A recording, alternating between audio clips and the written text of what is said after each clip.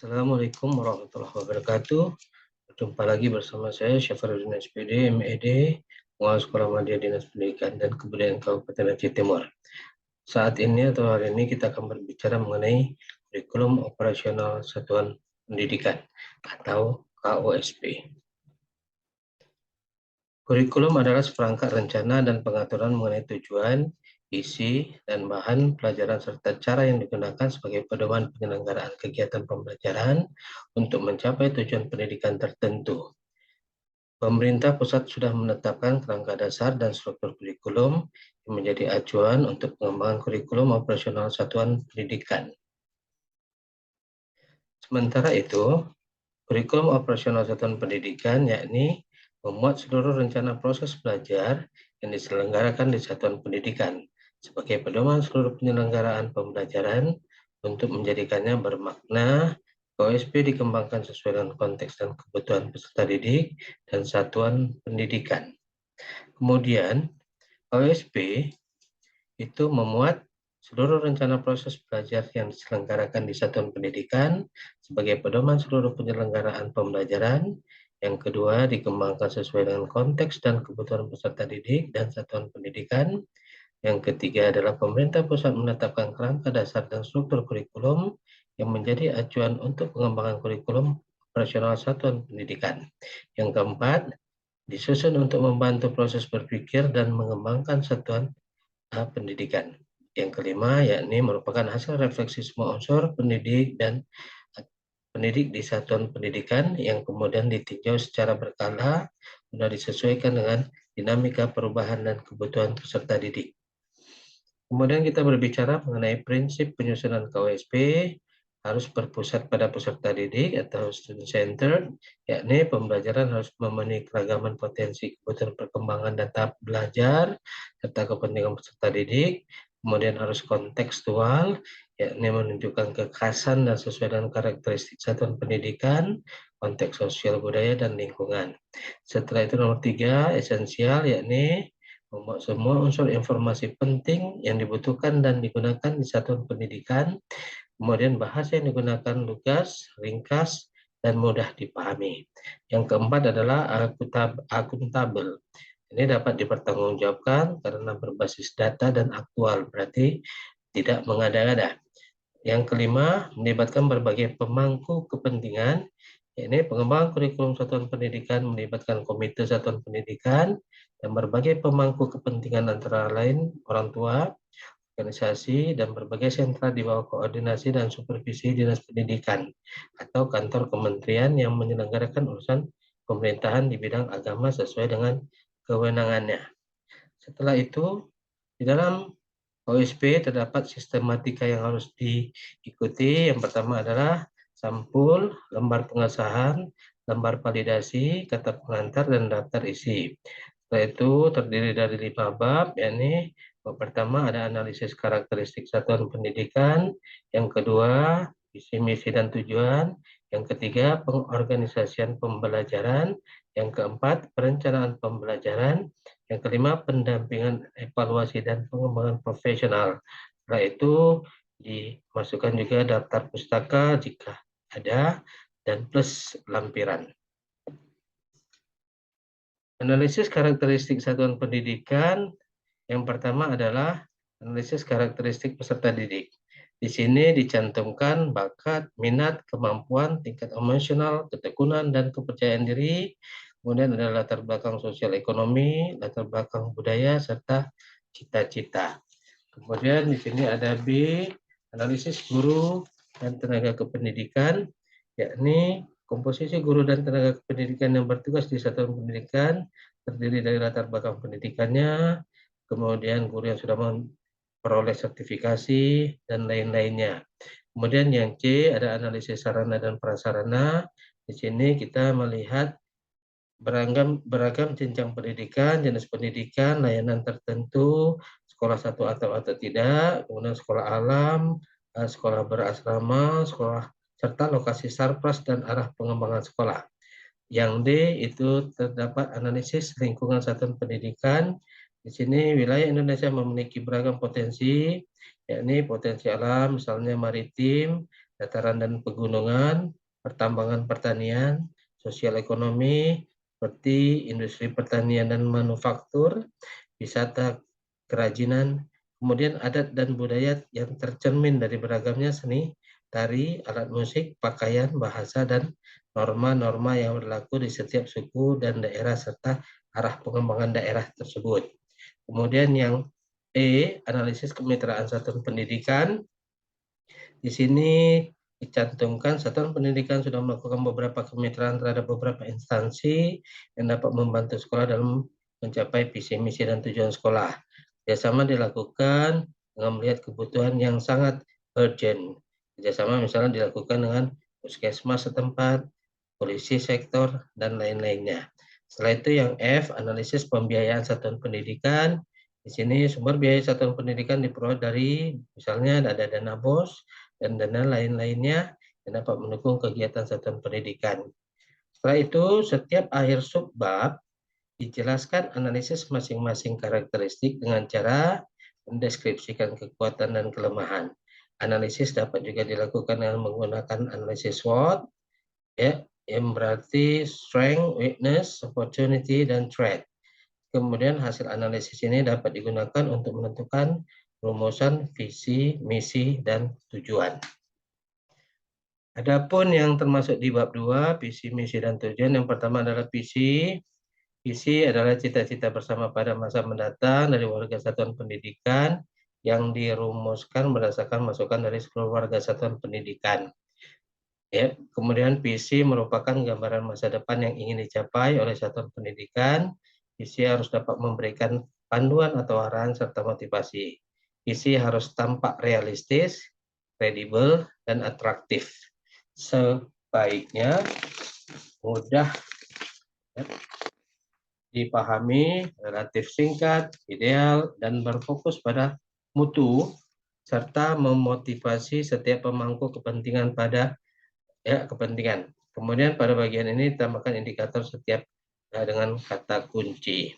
Kemudian yang dimaksud dengan misi yakni adalah pernyataan bagaimana satuan pendidikan mencapai visi yang ditetapkan untuk menjadi rujukan bagi penyusunan program jangka pendek, menengah, dan jangka panjang dengan berdasarkan masukan dari seluruh warga satuan pendidikan. Kemudian pernyataan misi menunjukkan secara jelas mengenai apa yang hendak dicapai oleh satuan pendidikan. Rumusan misi selalu dalam bentuk kalimat yang menunjukkan tindakan, bukan kalimat yang menunjukkan keadaan sebagaimana pada rumusan visi. Antara indikator visi dengan rumusan misi harus ada keterkaitan atau terdapat benang merahnya secara jelas. Salah satu indikator visi dapat dirumuskan lebih dari satu rumusan misi.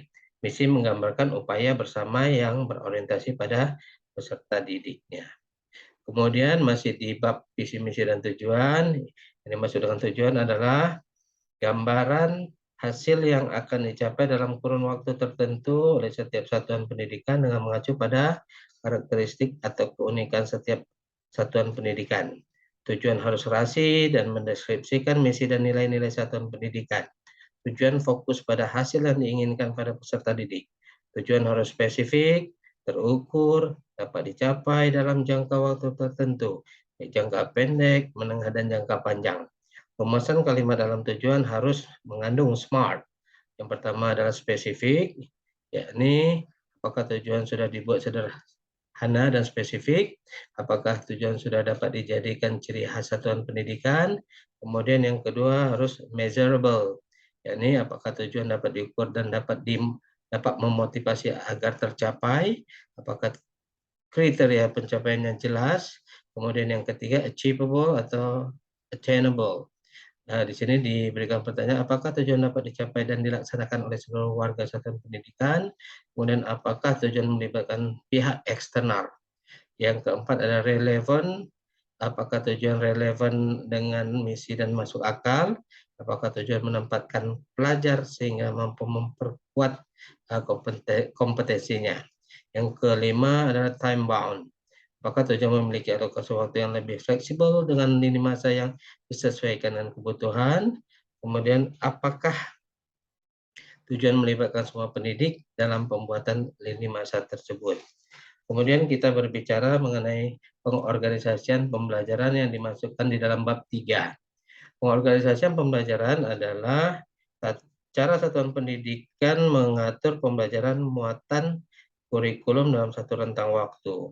Pengorganisasian ini termasuk pula pengaturan beban belajar dalam struktur kurikulum, muatan mata pelajaran, dan area belajar, pengaturan waktu belajar, serta proses pembelajaran.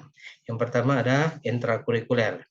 Pembelajaran berisi muatan pada pelajaran dan muatan tambahan lainnya jika ada mulok. Yang B ada kokurikuler atau di KOSP ini disebut proyek penguatan profil pelajar Pancasila atau P5. Kegiatan kokurikuler yang dirancang terpisah dari intrakurikuler untuk menguatkan upaya pencapaian kompetensi dan karakter sesuai dengan profil pelajar Pancasila melalui tema dan pengelolaan proyek berdasarkan dimensi dan fase. Pada bagian ini dideskripsikan perencanaan proyek, tim proyek, tema proyek, dimensi, elemen, subelemen, pengaturan waktu, asesmen, dan pelaporan. Setelah itu, ada pemilihan tema dan dimensi proyek mengacu pada hasil analisis karakteristik satuan pendidikan yang terdapat di bab 1. Setelah itu masih di bab 3 ada pengorganisasian pembelajaran, yakni yang C, ekstrakurikuler. Ya, ini berbicara mengenai bakat dan minat atau pengembangan bakat dan minat peserta didik, kegiatan kurikuler yang dilakukan di luar jam atau ekstrakurikuler yang dilakukan di luar jam belajar di bawah bimbingan dan pengawasan satuan pendidikan. Kegiatan ekstrakurikuler mewadahi ya, bakat dan minat peserta didik. Penentuan jenis ekstrakurikuler disesuaikan dengan analisis karakteristik satuan pendidikan pada bab 1. Kemudian ada pembiasaan sekolah, yakni pembiasaan bisa diarahkan menjadi terprogram, rutin, spontan, dan keteladanan. Menuju ke bab 4 ada perencanaan pembelajaran. Di sini rencana pembelajaran untuk ruang lingkup satuan pendidikan. Pada bagian ini dijelaskan sumber capaian pembelajaran, karakteristik setiap mata pelajaran, elemen dan deskripsi capaian pembelajaran dari setiap mata pelajaran, dan peran atau hubungan antara elemen untuk menuju capaian pembelajaran yang diharapkan di setiap mata pelajaran. Kemudian yang B, rencana pembelajaran untuk ruang lingkup kelas ya. Kemudian di sini ada alur tujuan pembelajaran dan modul ajar atau RPP, yang sekarang lebih dikenal dengan modul ajar sebagai pengganti RPP. Dan pada bagian ini dijelaskan bagaimana tujuan pembelajaran dirumuskan berdasarkan deskripsi capaian pembelajaran dengan melihat hubungan antara elemen, antar elemen. Berikutnya dijelaskan bagaimana alur tujuan pembelajaran disusun untuk setiap mata pelajaran. Kemudian di bab 5 di sini ada pendampingan implementasi kurikulum. Yang di dalam pendampingan implementasi kurikulum ini bisa berupa coaching, supervisi kelas, dan lain-lain. Setelah itu di dalam evaluasi implementasi kurikulum, sini bisa dilihat dari jurnal harian, penilaian sikap, asesmen formatif, dan sumatif, dan lain-lainnya. Setelah itu di dalam program pengembangan profesi atau C, ini kita bisa melihat program pelatihan pengembangan profesi berkelanjutan seperti ada MGMP yang dilaksanakan di sekolah atau di tingkat kecamatan kabupaten untuk yang SMP atau KKG untuk tingkat SD. Kemudian ada bentuk diklat dan lain-lainnya.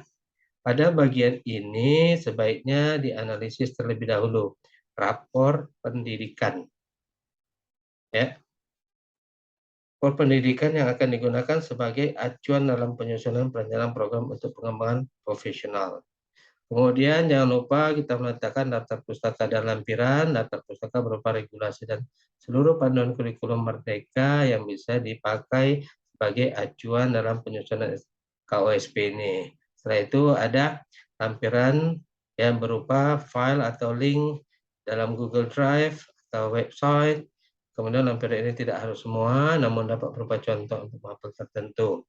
Kemudian harus melampirkan juga capaian pembelajaran yang terbaru atau yang berlaku pada saat ini, yakni keputusan Kepala Badan Standar Kurikulum dan Asesmen Pendidikan Kementerian Pendidikan, Kebudayaan, Riset, dan Teknologi nomor 033-H-KR-2022 tentang perubahan atas keputusan Kepala Badan Standar Kurikulum dan Asesmen Pendidikan Kementerian Pendidikan, Kebudayaan, Riset, dan Teknologi nomor 008-H-KR-2022 tentang capaian pembelajaran pada pendidikan anak usia dini, jenjang pendidikan dasar dan jenjang pendidikan menengah pada kurikulum Merdeka.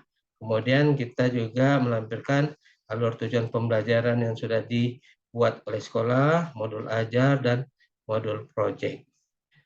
Terima kasih atas perhatiannya. Semoga apa yang disampaikan dapat bermanfaat bagi Bapak dan Ibu. Salam sukses selalu dan Assalamualaikum warahmatullahi wabarakatuh.